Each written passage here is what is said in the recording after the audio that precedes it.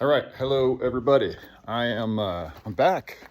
It's Sunday morning, and I'm in Arizona. I'm outside of Payson, Arizona, which is nestled, I believe, inside and next to the Tonto National Forest. And I found myself in another paradise. I'm up at the top of a 5-mile road in the Tonto on some private land with an amazing generous couple, Cindy and Dave. They're horse people. I don't know if you can see the horses back there. And yeah, I'm just getting going. I did not have a good night. I didn't really sleep well, so I really wanted to start at 5 a.m. The sun comes up here at 4:55. It's so awesome. But I had to stay man down for a little while. Okay, a couple of quick things. This place, they have a 7-acre lot, and they're just gonna let me water here.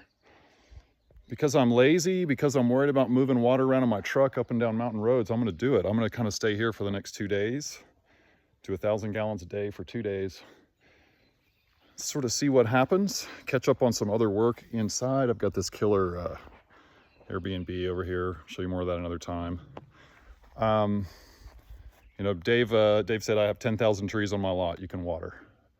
So we'll do a watering expose when I wrap up.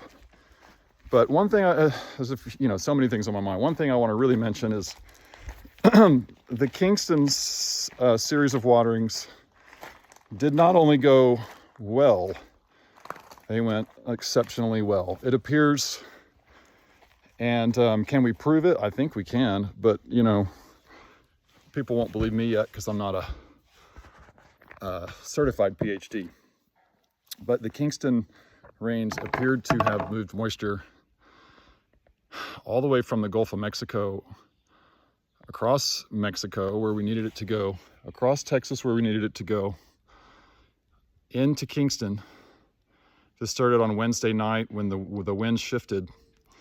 They had been moving up the panhandle of Texas out of Mexico, essentially desiccating Texas for a week, I think, at that point. And then all of a sudden they shift, and they're going straight across Texas to Kingston, where I was, and then turn north. That was Wednesday of last week. Excuse me. Today is Sunday. So Wednesday night I saw that happen. That's in the footage. I was in the forest to see this incredible event take place where it felt like the dust storm, the Habu, that got so much international press in New Mexico, the biggest dust storm or dust cloud rather, in 20 years. It caused some problems, right? There's been 20-car pileup or something in Albuquerque or somewhere. But anyway, it came through where I was as if someone was pulling a silk string. It was the most incredibly gentle movement of material through the air I've ever seen in my life. But it had movement to it like this. Slow, steady movement through my trees. It's an outrageous claim. I'd love to talk about it at length, but I want to keep this video short. Then 2 days, then that pattern remained. The wind stayed pointed towards Kingston. And 2 days later, Friday morning, after the national, international press had been telling everyone we were going to get flooded, Texas is going to be flooded and all that stuff, which is like, come on, you guys, Texas is pretty big. Let's tone it down. Galveston might get some heavy flooding is what this headline should have said.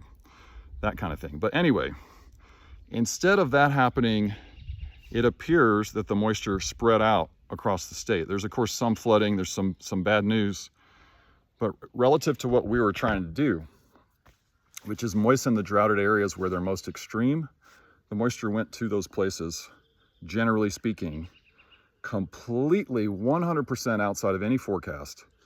I don't think anyone thought that the Hurricane Alberto would make it to potentially El Paso, right? And then from there, continue on to essentially where I am now.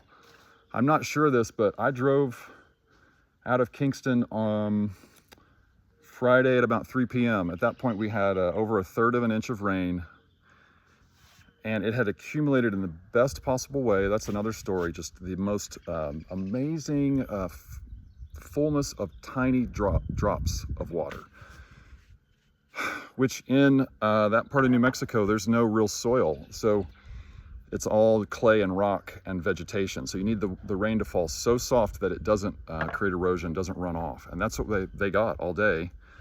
They got more rains yesterday, I believe. I'm gonna hopefully talk to at least one person there later today about that and see what the report is.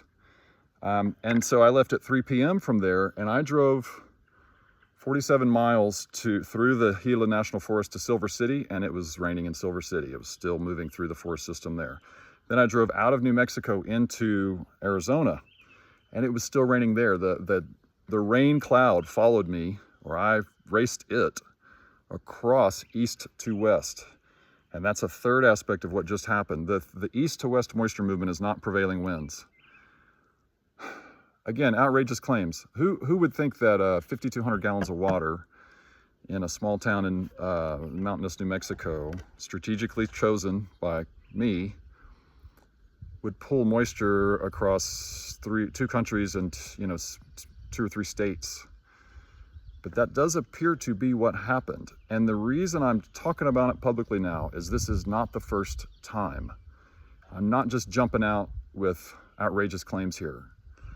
The first outrageous claim I have goes back to 2022 in California. That's in my notes. Hopefully someday I'll get to make a video about what happened there and get those eyewitness accounts as well on video.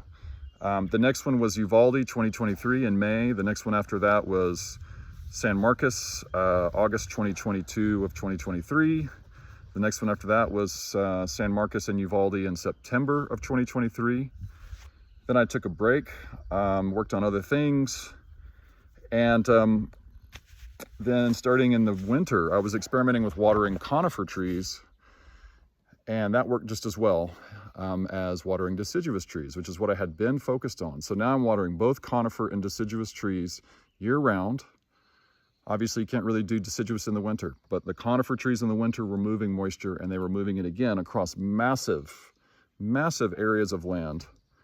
The system would start circulating, then it would pull in clouds, then it would have either mistiness or rain or both, and then that creeps up with the prevailing winds of the time according to the way the vegetation is organized.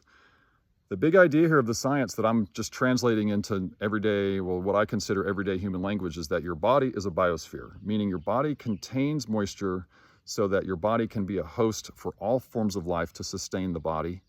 You know, you've got the microbia inside you, on you, you've got all these functionalities in your tissue that we don't control, that we really have not tried to understand.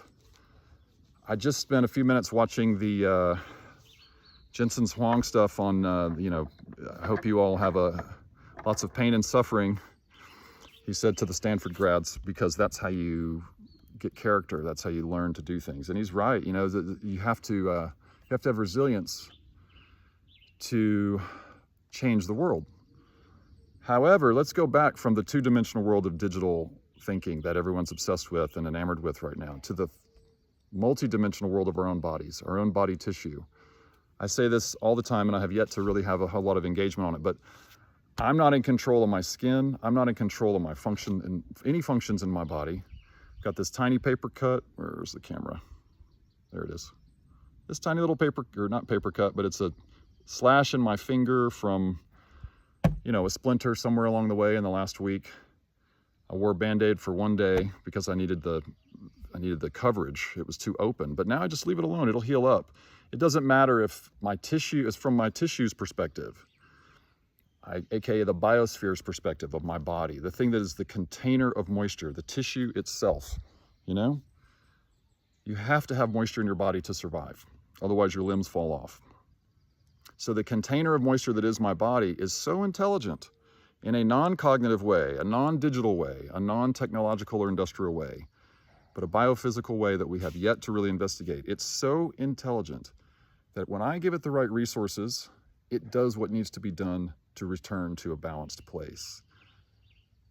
I hope that's a simple theory that people can understand. That's what I'm working with. That's what I derived from reading, 100 studies on how forests move moisture and ecosystems move moisture, and organisms share moisture from the, deep below the earth to up in the atmosphere.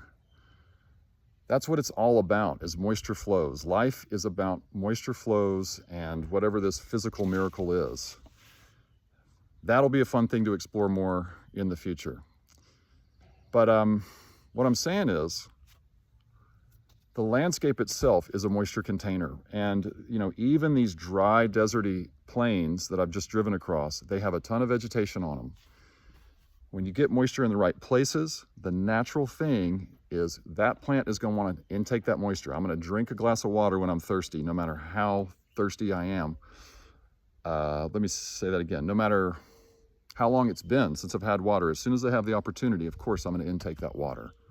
I want the water. Now, likewise, I will release water as soon as I can, because the body doesn't want to hold the same water all the time. We all drink a lot of water and pass it in and out constantly, especially if you're trying to maintain a healthy life. Whatever you're supposed to drink, a half a gallon a day or 10 quarts a day, I'm not sure what the number is, but we know we need to drink water daily to facilitate biological processes so that we are stable and functional. It's the same with the tree. It's the same with every organism, every one of these things, and they're just a different species. This is the one I start with today, this grandma over here. She's the biggest one. Let me go closer. She's the biggest one on the lot, and that I've seen. And when we started in Kingston, that story is somewhere in the videos, but this incredible thing, you know, of the community saying, "Are you going to water the mother tree?" And at first I said, it's not in the plan. Sure, we'll water the mother tree. And then by the time the third or fourth, you know, beautiful female resident of Kingston had said to me, "When are you going to water the mother tree? Or are you starting with the mother tree?" I said, "Yeah, we're going right now." And so we did. And I'll leave you this with a couple of last things here. That mother tree, it's a long story, but there's a first blush effect. I call it also the Gatorade effect. When you put the cold water onto these dry trees, you get a response. Just like if you're hot and dry, your body is hot, you need water, and I splash you with cold water. The first thing you're going to do is go, right? You're going to have an exhalation of some sort. Now, I've seen this hundreds of different ways from varying species, where the application of cold water in a droughted situation, which is where I've been going in all these experiments, is to droughts, to try and relieve droughts, to try and catalyze moisture circulation within a forest. You always get that first blush in varying degrees. Sometimes limbs will sort of wag, or whatever that is, just whack. Sometimes a whole canopy will move. Well, in Kingston, that mother tree, which I couldn't quite get footage of, but that mother tree started hissing. It was releasing something that I didn't know was possible. And it's a different species. It was the alligator juniper, I believe. Like, species specificity is not as important to me as function right now. But this tree was at 5 or 8 feet in diameter. Like, I couldn't really tell. It was such a chore to get up there. And then once it had that first blush, that Gatorade effect, that thing looked like Medusa's hair. And it was 80 feet in the air, every limb undulating. It lasted 5 or 10 seconds. And it made this hissing sound that was more like white noise or brown noise. If you've ever been lucky like me to be a musician and go to sound check for an outdoor show, before everybody else gets there, they do the white noise tests on the speakers. They do sometimes a brown noise test. This was in the brown noise area. It was real kind of sounding. I thought a jet was about to crash. And then it happened again 2 days later with a different tree, same species, smaller scale sound. All of that is about releasing the tension, I think, of what these trees have to do when they're in drought, which is hang on tight to their moisture. And the reason I promote this process of starting gently and working gently the whole time is because until today, which I'll talk about in the video when I'm doing the wrap up on this in a few hours, but until today, I've been working in places where the trees are extremely stressed. They haven't had enough water for a long time. And so that's the thing. You start slowly because they're holding everything. They don't move a muscle or whatever you want to call it. They just stay still, waiting for the next rain to come. Then they can open up, take in a little moisture, release a little moisture, cycle it around. I'll just leave it at that. That's why you need to move gently. You don't spray dry trees with heavy water. You mist into the air, you mist onto the soil, you mist onto the bark. Then you drip into the trunk. Then you mist into the air and you mist onto the bark, and then you drip into the trunk at the root ball. Then you wash the trunk and you keep dripping. And you might spray into the air with the shower setting if you have water pressure, and increase the amount of moisture in the air. Spray the canopy from below so things start dripping onto the ground and it starts permeating a little deeper. And you keep going, you fill the buckets again. This tree behind me will get at least 150, maybe 200. I'm not really sure, and I'll explain that in the wrap-up video in 3 hours. 85% of that at least will be through drip, drip, drip. Just slow, slow drip so that it permeates into these soils down to the root ball so that the moisture on the trunk can get there, being taken in through that tissue, be dried out by the air, and then you replenish it, and you do that process over and over again until the trunk bark tissue, until the bark tissue is so moist that, it can then receive the next layer. And your goal is to move this thing into a lush state. That's what you do before you leave your tree. And to do that is going to take an hour to 2 or 3 hours per tree, depending on how slow you move with the water. The slower you move, the bigger the long tail effects. And Norm Ballinger and I did a conversation yesterday. I'm not sure we captured what we wanted to. We were both exhausted and so forth. But in that conversation, we were talking about this necessity of moving as slow as possible in Kingston, New Mexico, to try and create a slow, gentle, light rain. And that seemed to have worked perfectly. Again, it seems we pulled moisture from the Gulf of Mexico over to Kingston. It started with the winds on Wednesday, then it propagated into rain on Friday. That rain appears to have moved all the way across the southwest and interior western Mexico, which is the #1 goal, is to help alleviate the extreme droughts already in Mexico before they creep up into political problems, border problems, and human issues, obviously, are what precipitate those things, but also before they send more hot, dry air into the bottom of the United States. The Lincoln National Forest caught on fire last Tuesday or Wednesday. Today is Sunday, so 5 days ago. That's how serious the situation is. We've already got major fires, right? California as well is in trouble. Central Texas, where I live, is just coming out of a long period of extreme drought, and really all of Texas has been challenged off and on for the last couple of years, but it was particularly bad last summer. And moving into this La Nina and so on and so forth, the goal is to change the weather cycle so that it gets moist this month here. And then when the monsoons come around the beginning of July, they say about July 4th, this system is ready to receive and cycle at a better efficiency, moisture, moisture, moisture, moisture. It's all about moisture flows. And moisture flows through the soil, through the atmosphere, between the vegetation, and everything in between.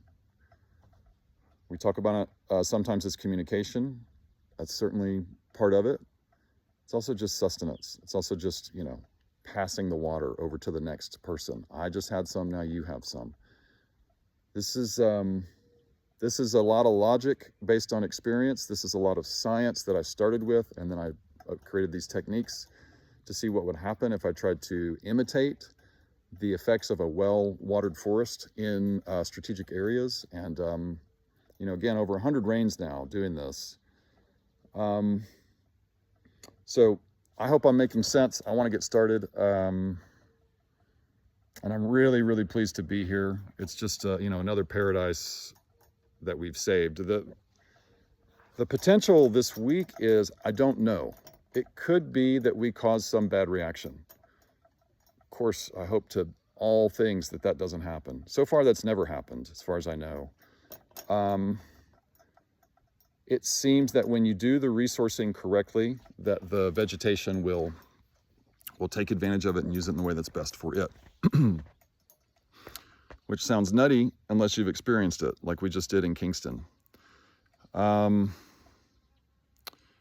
So the goal here is to follow the pattern for the next 2 or 3 days, about 1,000 gallons a day, just on this lot, and kind of see where we're at. The amazing phenomenon that took place was when I pulled in here Saturday night. It was raining. It sort of started raining as I drove up the mountain, and I got out of the truck, and it started raining harder. And then I found my little abode here happily, and couldn't find my truck because it was so dark and rainy, and I'd parked on the wrong part of the lot. I just couldn't see. So rain is pretty unusual here. They did not expect it in their forecast either. Since then, yesterday we had a really lovely mild day all day. You didn't need sunglasses or a hat. I went into town in the afternoon. It was just fine moving around. And then this morning already at about 10 a.m. here in the forest, I go out to see which hose bib I'm going to use, and the one that's in the sun, I was like, whoa, okay, so this is what they were talking about. And we still have lots of clouds, but we're in Arizona and we're at high elevation, so it could heat up again really quickly. It should heat up again really quickly. I don't know though what's normal here. I just know that so far this pattern of watering trees creates these systemic effects and eliminates forest fire and reverses drought. And so the Southwest projects, this is place number 2 for 6 weeks of trying to move around between New Mexico, Arizona, and West Texas to really change the summer from what people are predicting. Of course, the weather industry loves to scare you. There's never good news from the weatherman. It's just so frustrating. It's a sensationalist industry that just seems to want to always bring you another reason to tune back in, when what we're trying to do is create a benevolent, abundant, thriving, biospheric future for everyone, right? So let's not talk about how bad things are. Let's talk about our potential and the ability of the other organisms around us to use water to create for us life-sustaining ecosystems, which we have taken for granted, across the entire course of human history, particularly the power of forests. And I appear to be the first person in the world to be doing this watering stuff. But again, anyone can do this. I'm working with buckets, I'm working with hoses, and I'm just working with water. And I'm trying to treat the trees like I would want to be treated if I were a tree in a droughted situation. This place is yesterday was already to stage 2. Now it's receding a little bit into dry. You could say there's like 5 or 6 stages. The first one is you go to this super dry place and it's just awful to be there. Everything scratches you. You can't see very well because it's too bright. Everything is sort of bleached looking and tense, aggressive, pokey limbs and so forth. The grass, or if there's grass, it crunches under your feet, and things that are doing well are the cactus. And stage 2 then is the moisture is actually in the air. The system is softened up. It's a nice place to be. It's not rainy yet, but you want to be here. We're still in that place, but it's fairly early in the morning. I hope to build from this place into bringing more gentle rainfall across the entire Tonto forest. And the reason I located here, this is the end of this video, is because I am about 25 miles, I think, due east of Payson. So I'm sort of perfectly located between Flagstaff and Kingston, which are the poles on this contiguous forest across Arizona and New Mexico, which has varying names depending on who's in charge. But the reality is it's one long piece of forest. I'm watering in the upper middle now because we did so well by watering at the bottom of where the prevailing winds usually were that we flipped the prevailing winds to go the other direction. So now the moisture made it up into the middle just fine. So I go a little further north to Payson, and I go to the Kingston side of Payson, pointed towards Flagstaff. This way, either way, I'm going to get moisture hopefully circulating down from Flagstaff or up from the area that's just been watered. And again, create a systemic effect which moves moisture up and down this forest corridor that benefits the entire region. This giant plan I have, I'm trying to help Mexico, Texas, New Mexico, and Arizona with these waterings. The first one went so well, I'll just be shocked if the second one does anything. It's like we got, the first third of a response on one watering, 5,200 gallons. That's about a quarter of the average size swimming pool. Millions and millions of gallons of water, or billions and billions of gallons of water, have since come from the atmosphere down onto those lands that I was trying to affect. Yes, I will take lots of credit for that. I don't think it would have happened if I hadn't been watering in Kingston. So come out, prove me wrong, test me, show me what you think I need to know, or try it yourself. And let's change the world. Let's move this thing forward. Moisture flows, forests. There's the homepage of BioIntegrity now for 10 years has one phrase on it: protecting irreplaceable assets. That's what other life is to us. We've lived in a culture for so long that just is trying to survive and be rich like the queen or the pharaoh or whatever, that we miss the point on some of what's out here for us. There's this reality of a benevolent system of integrated species that are trying to all thrive. And so it's individualistic and collective. Those are non-scientific terms, but that's what I'm working with. And I'll be back to check in when this watering is done. Thanks for watching.